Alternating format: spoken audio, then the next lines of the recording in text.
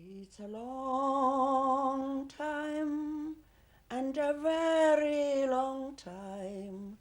It's a long time ago. A long time and a very long time. It's a long time ago. A long time, it's a very long time. It's a long time ago. Awakening on Friday morning, June 20th, 1913, the South African native found himself not actually a slave, but a pariah in the land of his birth. South Africa has by law ceased to be the home of any of her native children whose skins are dyed with a pigment that does not conform with the regulation hue. Today in London, at the age of 70 years, I cannot help but think of one of Africa's greatest sons, Salty Plucky. He was born 6,000 miles away from here in the Orange Free State in 1876. Salty Plucky, journalist, scholar, statesman, and fighter for the rights of his black nation. He documented some of the most frightening historical events of his time, events which have had a very detrimental effect on the lives and overall development of the black people in my country up to the present day. In 1913, the government of South Africa passed the Native Land Act. This act was to become the cornerstone of apartheid.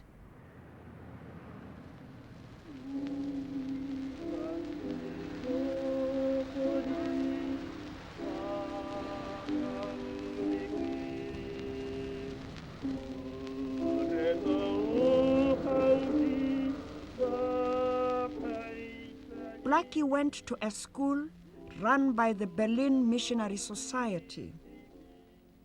Mrs. Westphal, the wife of the missionary, recognized his enormous natural talents and abilities and was to have a profound influence on him.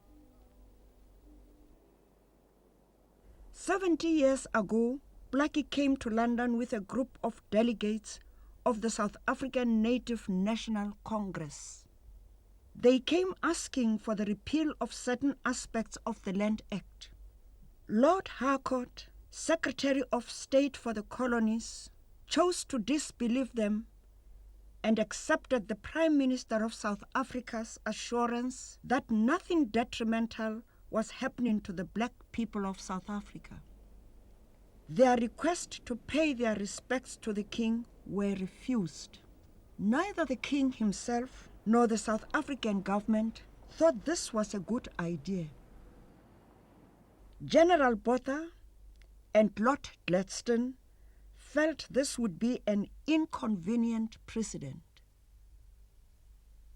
Sitting here in the Foreign Office in London in 1983, I cannot help but think how the course of my country's history might have been changed had Lord Harcourt only listened to my countrymen's pleas. As trusting and loyal subjects, they felt totally betrayed by Britain. On the outbreak of the war in 1914, Plucky remained in England and the rest of the delegation returned to South Africa. The Native Congress immediately shelved their campaign. They felt that if they pledged their loyalty to the empire, they would indeed be rewarded with full citizenship at the end of this period. Humukung kotipireri, humukung hule, humukung kotipireri, humusetsana muntle, Dumela, Piccadilly, Sala, Leicester Square, tsela ya Kalaga di Tipperary, pelo ya me iko. Lord Brockway, who is now 95 years of age, met Plucky in 1919. Lord Brockway, thank you for receiving us in the House of Lords today. You wrote this 64 years ago, The Plight of South African Natives, an interview with Solomon Plucky. Yes. Can you tell me how you recall Plucky as a man from that interview? Well, he had come to indicate to the British public how the system of apartheid was beginning in South Africa. In England, we knew nothing about it. We had thought that the act which gave self-government to South Africa was a generous act of reconciliation. There were entrenched clauses for the Africans. British politics were first engaged in the controversy about land taxes, then about Ireland, and then the war. And he had come to Britain, I think, on the eve of the war, but he found no one was interested. He returned in 1919. I had been editor of the Labour Leader and was then its London correspondent, and I think he approached me. And that interview startled the liberal public in Britain. I arranged for him to meet members of Parliament, and for the first time there was an exposure of what was happening in South Africa, how the entrenched clauses had been absolutely repudiated. I think the fact that the act giving self-government to South Africa was largely due to Lloyd George, who was a pro-Boer in that war against South Africa. The deputation met Lloyd George, the Prime Minister of Britain. He listened sympathetically, wrote to General Smuts about the matter, but could do no more. The British authorities had no desire to intervene, least of all in order to change policies for which they had so large a measure of responsibility.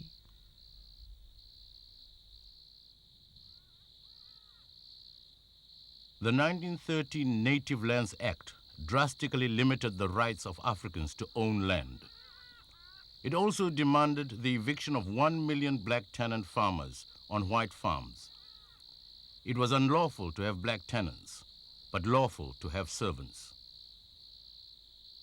In the bitter winter of 1913, thousands of my people took to the roads with their dying stock. Saul Plucky wrote, "A cutting blizzard raged through the night, and native mothers evicted from their homes shivered with their babies by their sides." Duma dumang barolong khalo dume khalong khakle khalo yetse nkudilela dilelela dikonyana. This is Tsiamelo, a resettlement just outside Tabanchu. Tsiamelo, which ironically means place of refuge. A place of refuge for black people with a population of over 100,000. Established in 1979, by July 1980, there were 258 adult graves and 269 children's graves. These pit privies, with the numbers on the doors, are the only address for the future occupants. The time is 8 minutes to 8. As usual at this time, the referendum review. Change, self-determination and black affairs were among matters discussed at referendum meetings last night. Mr. de Klerk said that the PFP was willfully creating the impression that blacks were being shoved aside. The deliberate attempt to draw black leaders into white political affairs and into the white political arena, onto the white political platform, is proof of that party's political bankruptcy and disregard for the realities of South Africa. Speaking in Johannesburg, the leader of the Conservative Party, Dr. Anders Tsianecht, took an opposing view to Dr. Slabbert. I don't believe in the forcing together of disparate races, peoples and communities, because that means increased tension and conflict, instability, and the loss of self-determination and freedom for a peculiar people. It means the loss of real freedom to choose your own way of life in your own country. My grandfather, Jeremiah Makoti, owned this small house in Tabanchu over 130 years ago.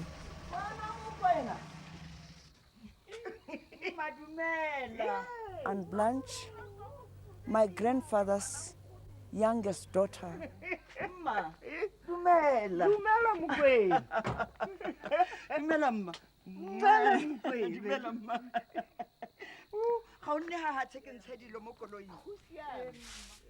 This story could never have been told without Anne Blanche. She has given us a living record of a rich heritage for the Barolong people. For a people who have suffered a broken sense of history for such a long time, I was indeed very, very excited to find this little booklet in Aunt Blanche's cupboard after 4 hours of long search. Plucky sent this book to my grandfather from England. It will become the most treasured possession of my family. The book is a Setswana reader, which Plucky compiled in London with Dr. Jones. It was published at the end of 1916. The date of the inscription inside shows that my grandfather must have been one of the first people to receive this book in South Africa. The inscription reads, Mr. Jeremiah Makoti, with the author's appreciation of his linguistic ability, which gave the Botswana a true translation of the Book of Common Prayer. Saul T. Plucky, Acton W., January 1st, 1917. My grandfather was the only layman to sit on Dr. Moffat's commission in translating the Bible into Setswana. Most of his friends and colleagues lived within a few minutes of this house. All these men were farmers. They were all men deeply concerned with the problems facing their people at the turn of the century. They were missionary educated and devout Christians. They drew their ideals, their aspirations from 2 overlapping worlds.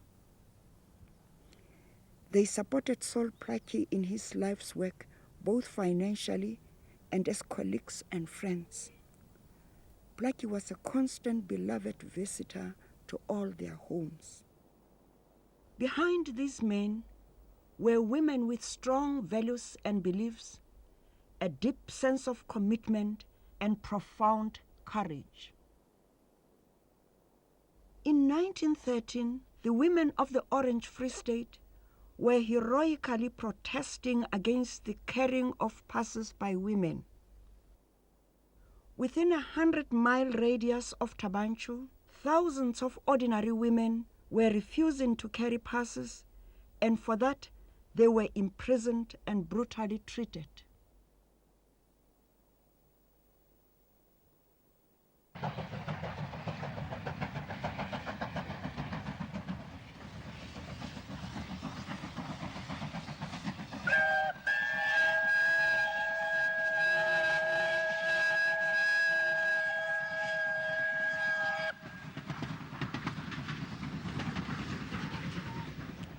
It is here on September 12, 1913, that thousands of my people gathered to meet Mr. Dawa, the Secretary of Native Affairs. Sol Plaatje wrote, Tabanchu Hill, visible for scores of miles in every direction, towered high above the surrounding landscape. Its stony slopes stood like a silent witness to the outrage treaty between the Barolong and the Boers. The Reverend J.D. Goronyane said to Mr. Dawa, "All the people you see before you are frightened by the new law. They have come here to hear how they are expected to live under it." Dawa explained that the principle of the act was a first step towards territorial segregation. He advised them of three alternatives: to become servants, move into the reserve, dispose of their stock for cash. Let them not think that there was a desire to oppress. The cause of agitation will not help you. Remove suspicions and mistrust from your minds. The disappointment under which the meeting broke up was indescribable. My grandfather was interpreter at that meeting. I can imagine his anguish while translating these words. Within 2 months of this meeting, the Secretary for Lands wrote to the Registrar of Deeds, Bloemfontein. I have the honor to inform you that the Natives Land Commission has requested a map of the Orange Free State to be prepared with as little delay as possible, showing inter alia all lands registered in the names of individual natives. The Registrar of Deeds, Bloemfontein, to the Surveyor General, 4th November 1913. Herewith the list of farms owned by natives in the Tabanchu district, so far as I can ascertain from their names to what race the owners belong. Where a native has adopted a European name, it would of course be impossible to find out from our records that he is not of European descent.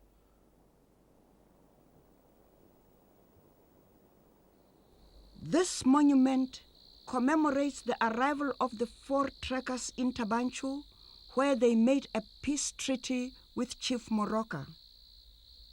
In 1943, Chief Moroka's grandson said to the acting Prime Minister, Dr. J.H. Hofmeyr, "In your speech, you say we must love our land. We love it, and we shall always do so.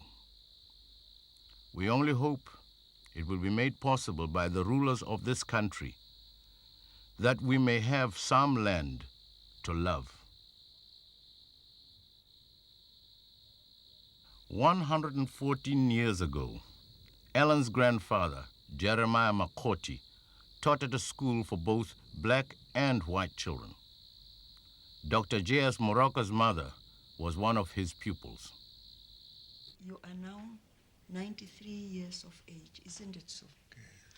Are you aware that now I'm on my 69th birthday now? We are still a child. Absolutely. That's right. I want to hit 100. You want to hit 100. Lovely. I've made up my mind. I think everybody in Tabanchu has always looked upon you as not only a great doctor, but a great teacher. And I remember my mother took very ill. Yes. You were treating my mother, and she had heart trouble, and she died. You said to me, "Mutlalipule, learn to cry, because if you cry, then you take out everything that is said in you." You attended school at Tabanchu. From here, I went to Lovedale. After finishing in Edinburgh, I went to Germany just to make steadily sure that I will not disappoint my people. When I came here as an MBC HB of the Edinburgh University, I opened a surgery. For some little time, I saw only the Africans. But in time, all the people in South Africa came to me. So Blackie was a fine chap. He was a man who loved justice. He wanted justice for everybody. He was a man who was out to help his people.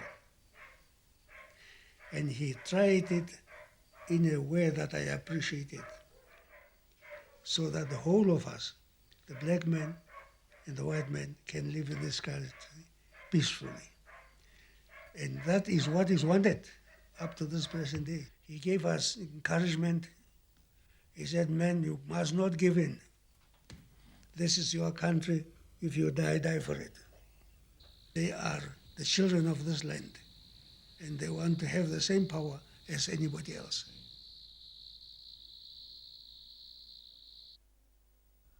Aunt Blanche started as a qualified teacher and then worked for many years as a midwife and finally became a farmer. My brother had no will. And he had a piece of land just below mine, where the graves are. And then I went to the office to go and report him. And then they told me that I was not supposed to get that land because I'm a woman. Only the Makotis must inherit this thing. I told them that I'm a Makoti by birth, and Peter is my brother. So if that be the case, that women do not inherit their properties from the parents,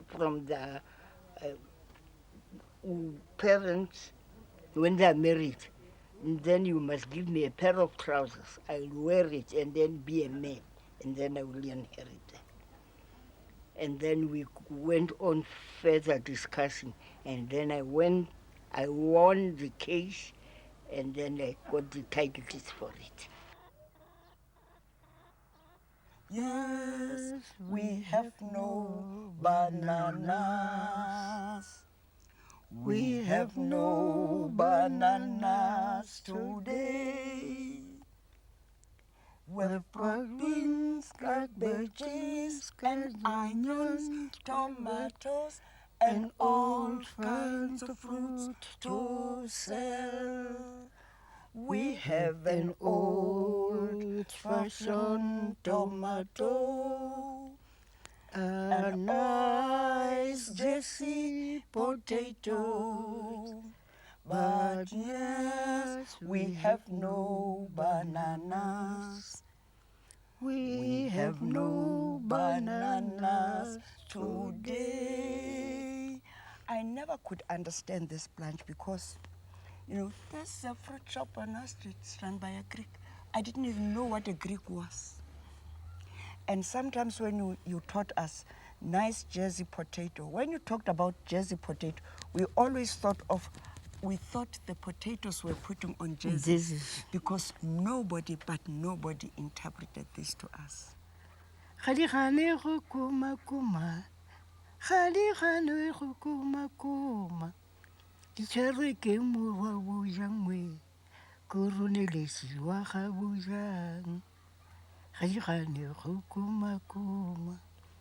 Murame kaule vajangwe, murame kaule vaja, ule vaja kaliburu.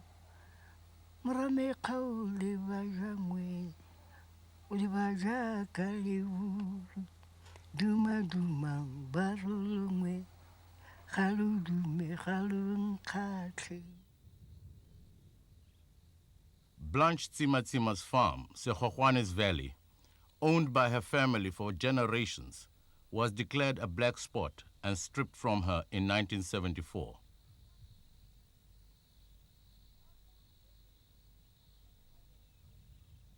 I'm born on my farm. My mother was born on a farm. And my grandparents were farmers, both sides. They were good farmers.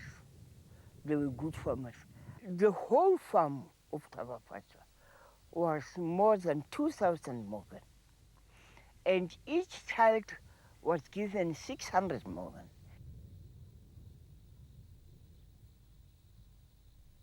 This was going to be my dwelling house. Of course, this is the last building I did. I got the men to break the stones and dress them.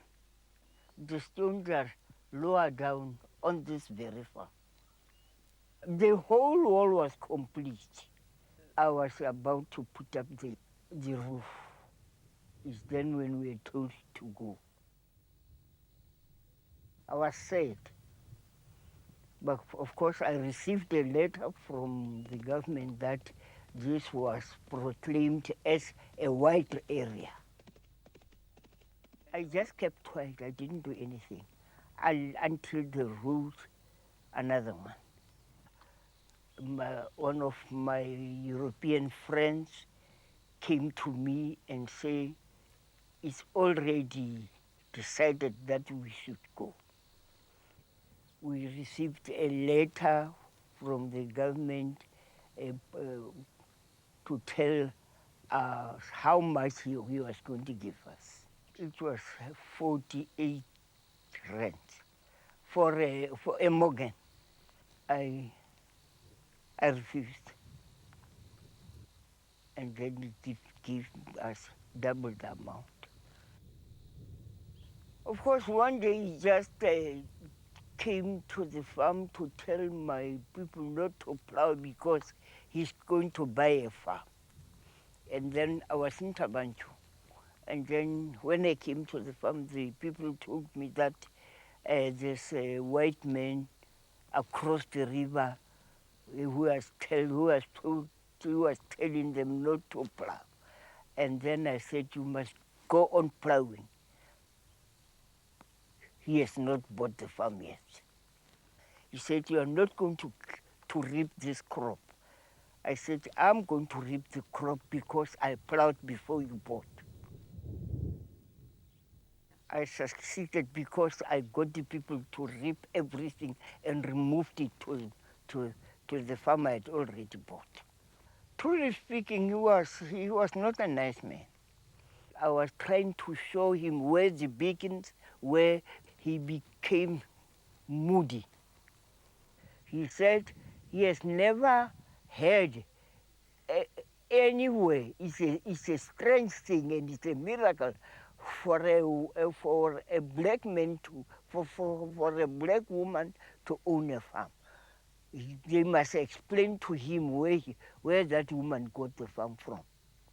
I said, you can go and ask my parents where they got the farm from. He died instantly before he could get into that big house. It's sad. It's sad. I don't want even to come here. I've never been here. I'm coming for the first time. It doesn't make me angry. It makes me sad. Of course, when one is sad, you can be angry.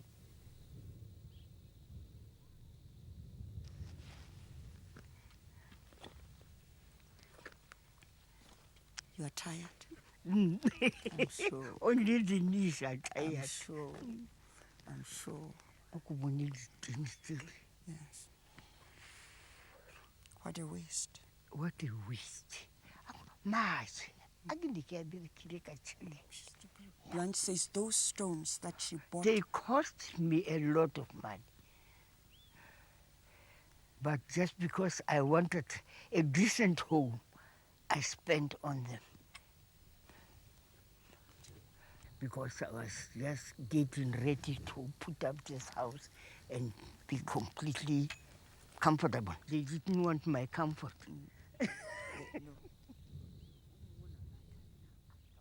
I remember the time when black and white farmers lived as neighbors, helping each other in times of need.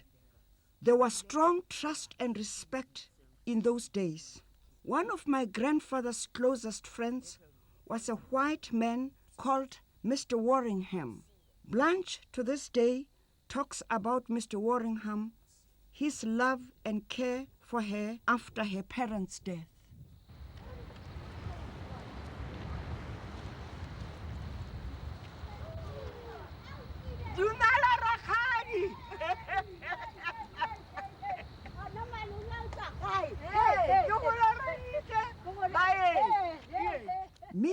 Paki, aged 87 years, she and Blanche are very old friends and live within walking distance of each other. So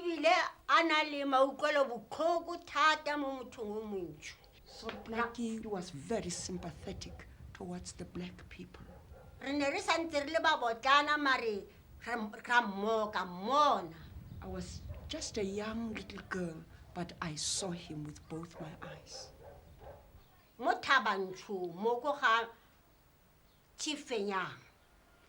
As a little girl, I went to Mrs. Paki's Band of Hope class, where we were taught not to drink. And I remember very well some of the hymns that were taught there.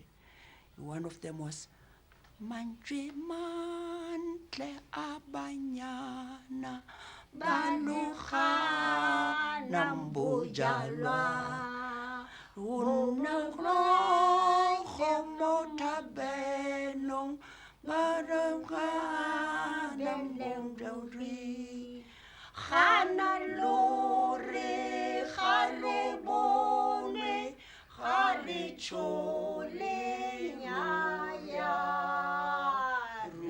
rulabetse, ruri, ruri, ruri. The objectives of this great organization was that, Band of Hope was that we should not drink liquor. In 1976, I was already living in Soweto. I find it very symbolic that one of the institutions that the children destroyed in Soweto during that year were the beer halls. They pulled them down, and in fact, they went further than that, and they told their parents that their parents must stop drinking. And they said, look, this thing is destroying our nation. Please stop drinking liquor. In a little Rudolph. Reverend Rudolph. Bodagmoro. Daniele. Househam. Reverend Househam. Baruti Baba Sheu. Early missionaries, white missionaries. They taught us what education was and is today. Although the missionaries gave us education, they often came with a feeling of superiority and their own prejudices of what was worthwhile and what was to be discarded. They stopped many of our traditional practices. Our beautiful beaded dresses were considered heathen, together with the dances and some of our songs.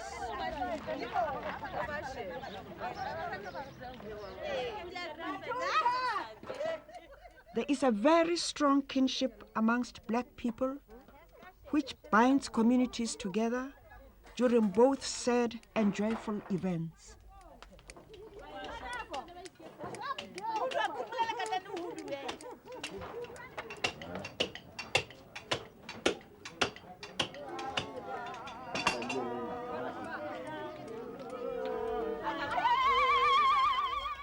The neighborhood has come together in jubilation. This party is in honor of Poe Lentjwe, one of Blanche's grandsons who has just graduated. The preparations for this party have been going on for a week.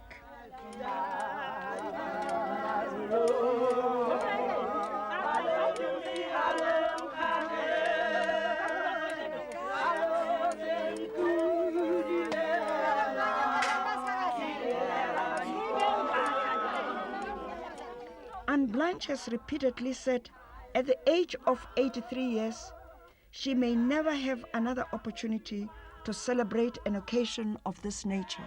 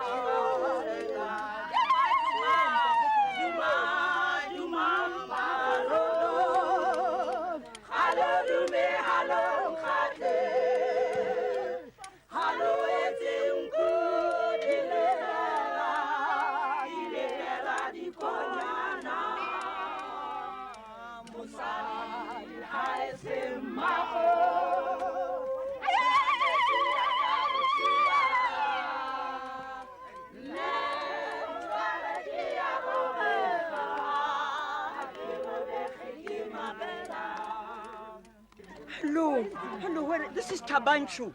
This is Tabanchu. This is where Granny grew up. asking me in It's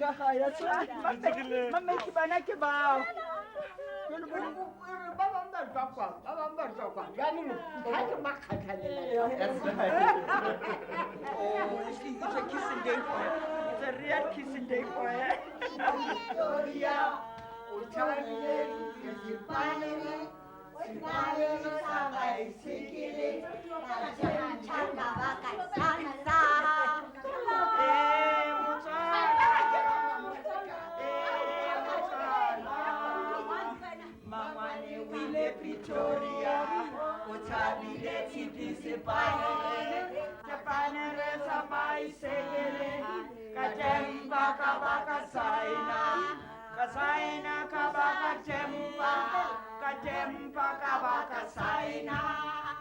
Ronara o mama ka kwa me bone ba re mkoko hela ha ba tloga ha ba go bua ka mkoko ka kwano ka ha go bo go itse gore go bua ka mme Tsimatsima hana ka re ke tla ikopela boitshwarelo sa ntlha gonne ga ke ka kgona go ema. He is my grandchild. He came to me as an invalid. I looked after him and dug roots for him, for indeed the river which almost swallowed him threw him out. This is why I thank God. Rara wa rona wa legodimo le rara wa morena wa rona Jesu Kriste.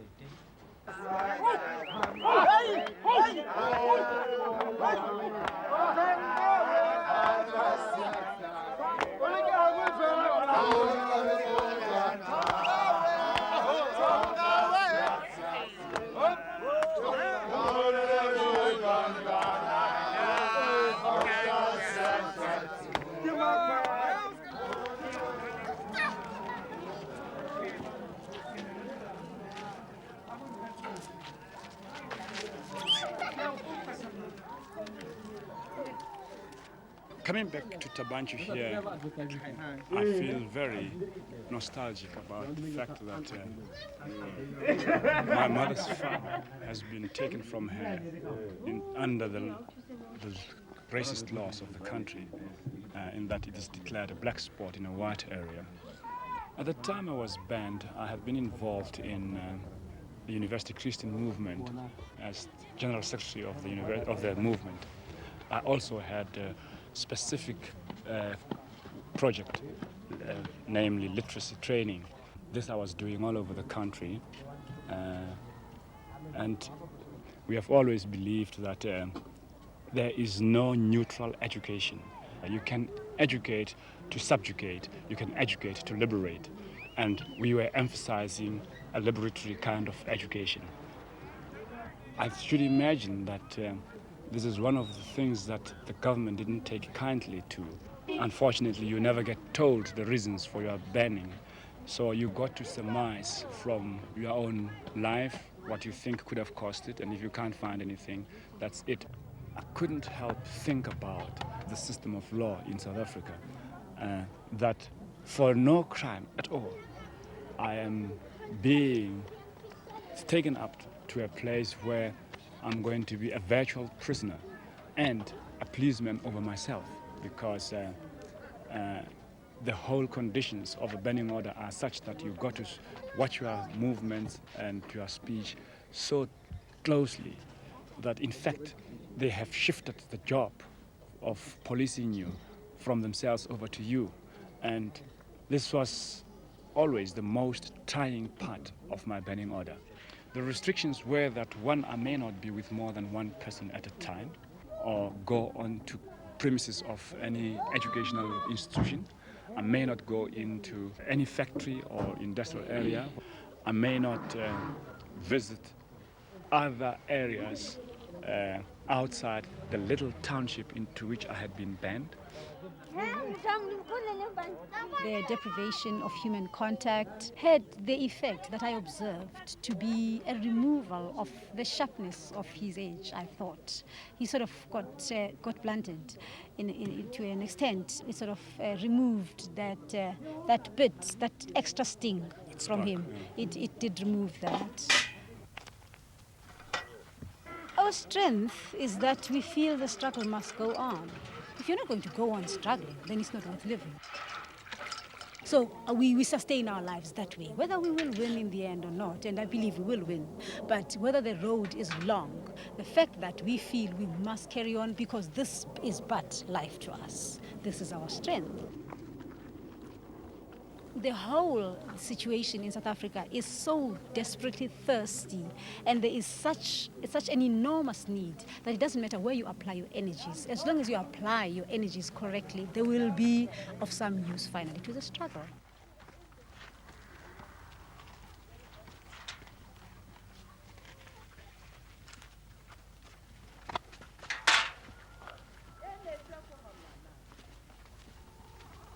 Dumadumam barolong, haludu me halon kati, haluetin kudilila, kudibata di konyana.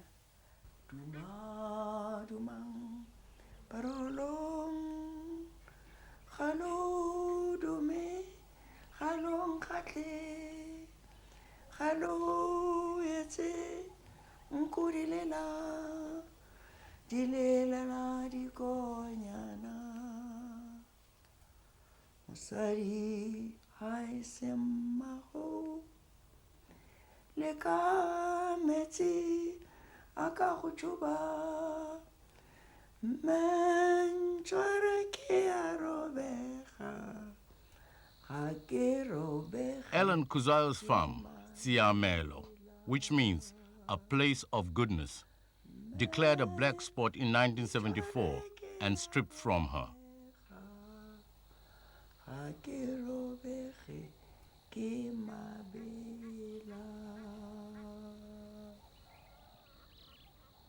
Until the ages of 7 to 10, we ate, drank, played, and schooled together as old Jeremiah's grandchildren, moving on the farm as freely as birds in the air.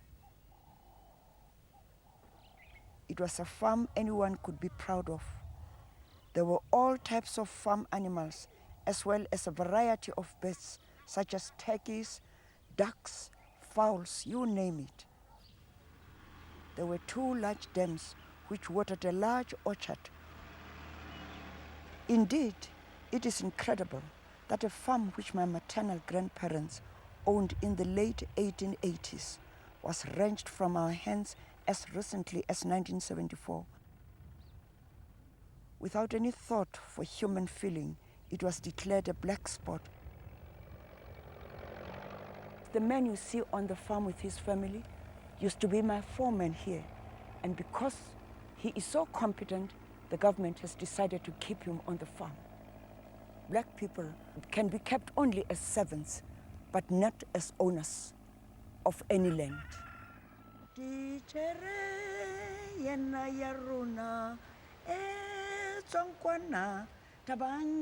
School. Yes. That stage is still there, which served as pulpit on Sunday. My. And during the week, teacher's table used to be there, our benches used to be here, and right there stood the cupboard where all the records were kept. And right at the back there was yet another bench for the elderly people where they sat on Sunday. It is here where I did my education from sub A right up to standard 4. Today I feel so distant from something that was so dear to me. I stand here as a foreigner. Often I stopped at this shop. Mother sent me here to come and buy. I used to really play truant, going exactly where I wanted to see some of the girls at the initiation school rites.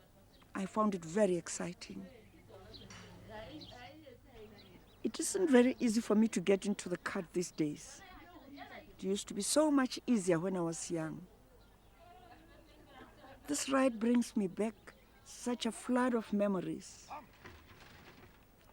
It takes me right back to my days of youth about 60 years ago and reminds me of the days when I traveled between Tabapacho and Tabanchu with my grandmother Sokohwane.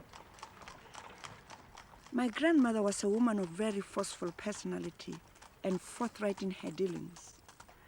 Among some of the very last memories left on my mind was hearing her say to my grandfather, "Jeremiah, make sure that the oncoming traffic leaves you as much road allowance as you leave them, particularly the white who are inclined to want to occupy the whole road." I remember on one particular day when a white lady came to the car and said, "Can you find me someone to work in my kitchen?" And curtly, my grandmother looked at her and said, "I'm looking for one too." I have lived here in Soweto for the past 27 years. There are moments when I really think of Tabapacho and feel very hurt about it. But for the greater part, because I'm so busy in my daily living, I sort of sometimes forget the past. I think I'm beginning to heal. I looked forward when my kids and my grandchildren, my own children, would enjoy that farm. But it was short-lived, because before I knew what was happening, it was declared a black spot, which means you are like a fly in an ointment. I was arrested in 1977 on the 19th of October, around about 4 or 4:30 in the morning.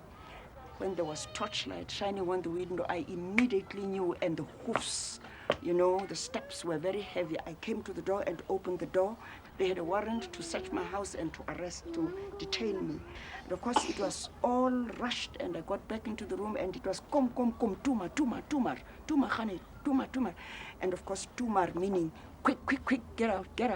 And really, without being pushed physically, I could feel the push, you know, outside. And in tutus, I had washed and done everything, and I collected what I could collect, and the car was standing there. And when I got into the car, there were about 4 security men, 2 white and 2 black, and I got in at the back and sat with them, and of course they drove off. I was detained for 5 months, practically. Well, it is difficult. I don't think there's anything that they really detain you for, but I think they detain you for the things that they think you might do. The area Soweto as such has nothing against it. It's the quality, the poor quality of life that has always been dished and doled out to black people in this country. It is the poor quality of life that we shall keep on making noise about until end of time. The referendum. I think it's yet another gimmick. Really, I see it as a gimmick. The referendum is leaving out 75% of the population of South Africa and focusing on only 25%. And I'm asking myself, what is this fuss about the referendum? black people have been shouting about the black people being made part and parcel of South Africa politically and otherwise. And the government has stuck its neck out, and today they talk referendum. What is it about? What are they trying to do? Since 1913, thousands and thousands of my people have been forcibly removed from private land, from communal land, from small houses, from tents and from shacks, always thrown into a more desolate and remote part of the country. The 1913 Native Lands Act was the beginning of the process of the dispossession of my people, which is continuing today, supported by Black Spots, Group Areas Act, ethnic grouping, resettlements, and orderly removal of people. Who are these people who make these decisions for other human beings? They must be fathers and mothers with children they love. They must be sons and daughters with parents and grandparents. Who are these people who disregard the existence and needs of other human beings just because of the color of their skin?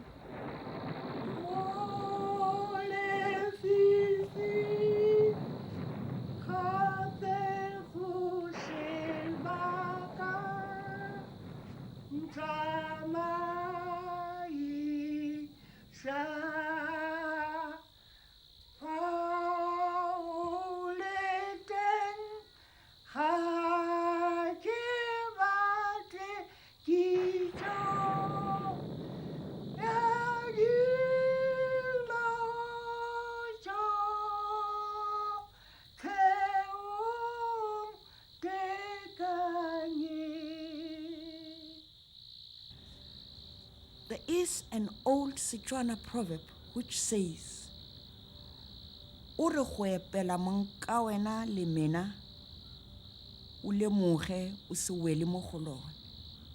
It means you dig a hole for others, you may end up falling there yourself.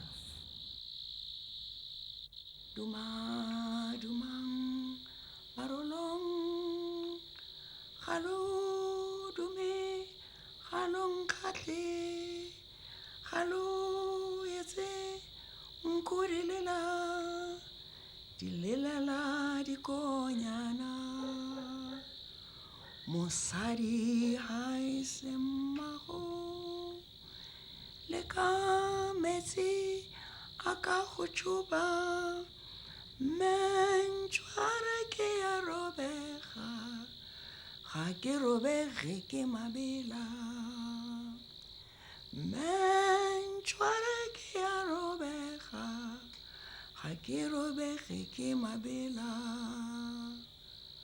Duma, dumang, parolong, halo, dume, halong katle, halo, yetse, nkurilela, dilela di konyana, mosadi hai semago, leka metsi aka go tšhuba, mentšhware ke ya robega, ga ke robege ke mabela.